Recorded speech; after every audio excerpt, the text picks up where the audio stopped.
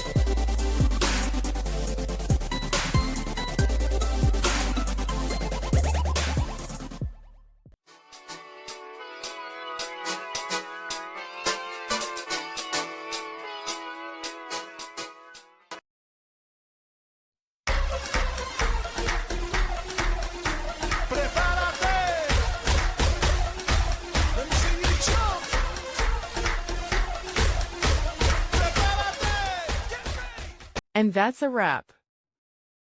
I hope you found the answer you were looking for. If you did, take a second to hit that subscribe button. It really helps out. And let me know in the comments which solution worked best for you. See you next time in the debug zone.